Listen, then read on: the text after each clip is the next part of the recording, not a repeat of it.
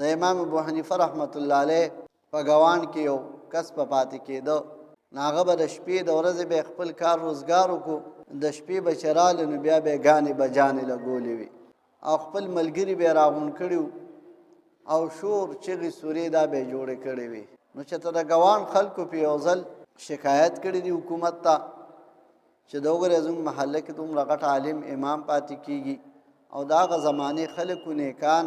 او دلته راکس چې ټول خلک ترېنه تنګ دي. نو هغه د هغه زمانې حکومت ته چې اطلاع کړې ده نو د هغې پولیس راغلي دا کس یې بوتلو چې بوتلو او ماسخوتن شو نو په محله کې خاموشي وه،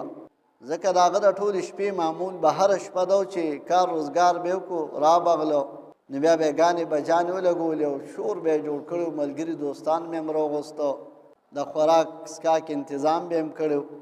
نو چې کله پولیس بوتلو نو امام ابو حنیفه رحمت الله علیه تپوس وکړو چې هلکه اوس خو خاموشي ده، هغه ځوان خو ګانې نه دي لګولې ولې؟ نو چا ورته ووایي چېرې جي هغه باندې چا شکایت کړی او هغه پولیس والا بوتلی دی. نن سبا خو زموږ او ستاسو په معاشره کې چې دا څومره عرصې کېږي نو چېرته ښه افسر راشي هغه نیک سړی وي، ایسې چو تانېدار راشي نیک وي پخپله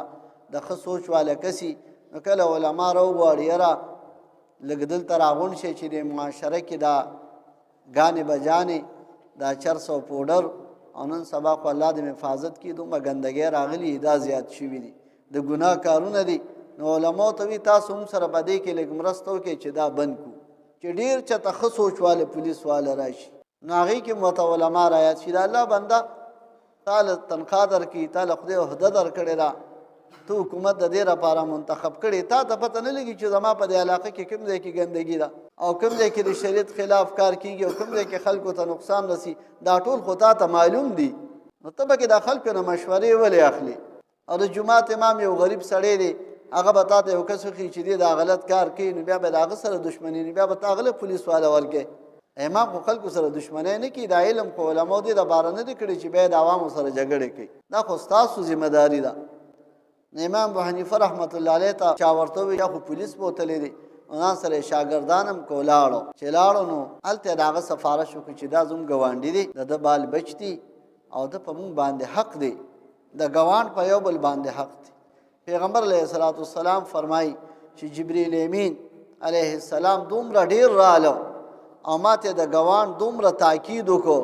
چې ما ویره کیدی شي دا جبریل امین اوس راشي او دا راته ووایي چې په میراث کې هم دا ګاونډی شریک کې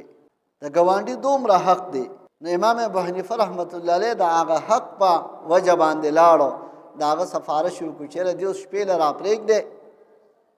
که بیا داسې وکړو خیر دی بیا یې بوځئ، خو اوس مونږ سفارش له راغلي دا مونږ او تاسو چې ګاونډ کې کوم وخت تېرو رشته دارانو سره کوم وخت تېرو دا خو مونږ په عدل بدل باندې هر څه کوو چې ګاونډی راته سلام کړي زه هم ورته سلام کوم، که هغه سلام نه کړي نو زه هم پرې هم غرض نه کوم، رشته دار راته د واده وینا وکړه نو هغه ته کوم، که یو ورځې راته ونه وي بس تعلقات ختم. دوی هغه ځوان چې کله هغې راپرېږدي او راغلو او د امام ابو حنیفه رحمت الله علیه ته راشي او د هغه نه معافي وغواړي چې یاره زه معافي غواړم ما خو تاسو ډېر په تکلیف کې اچولې وې، دومره ښه ګاونډ چې دا څومره ملګري دوستانو هغه ټول لا نه وتښتېده لاړو چا مې تپوس هم ونه کو او چې تاسو زما نه تنګ وې په محله کې نو تاسو زما له رالې زما سفارش هم وکړو زه هم راخلاص کړم نو هغه توبه وکړو بیا ترې نه یو ډېر غټ عالم جوړ شو. نو ښکلي اخلاقو د علماو د فقهاو دا مونږ او تاسو چې واقعات اورو چې مونږ او تاسو ځان کې دا ښکلي اخلاق راولو، د یو ښکلي مسلمان اخلاق د یو ښکلي انسان اخلاق چې مونږ او تاسو ځان کې راولو چې کور ته لاړ شو چې کور کې را باندې څوک نه تنګېږي، بس چې دومره اخلاق راکې رالی چې کور ته ځو چې څوک دا نه وایي چېرې اوس دی بیا کور ته رالو اوس بیا کور کې درز غوبل شروع کړي، که په ګلې کې هم څوک ویني په مالت کې چې د محلي خلک را باندې تنګېږي نه خیال دې نه ساتي صفت دې نه کوي، خو چې دومره چې څوک را باندې ګلې کې نه تنګېږي چې دا پلانکي خو اوس بیا کور ته راله دی به اوس بیا په ګلې کې لاس لګوي، څوک دا نه وایي چېرې دا پلانکي خو دفتر ته رالو او چې اوس بیا چا سره جګړه وي، چې دا اخلاق مونږ پرېږدو، مونږ ښکلي د اسلام د مسلمانانو د عاجزۍ د تواضع اخلاق طریقې مونږ ځان کې راولو، نو دا به یو ښکلې اسلامي معاشره جوړه شي. الله تعالی زموږ ستاسو دا ناسته قبوله کړي او خدای پاک دې موږ کې ښکلې صفات راولي. واخر دعوانا الحمدلله.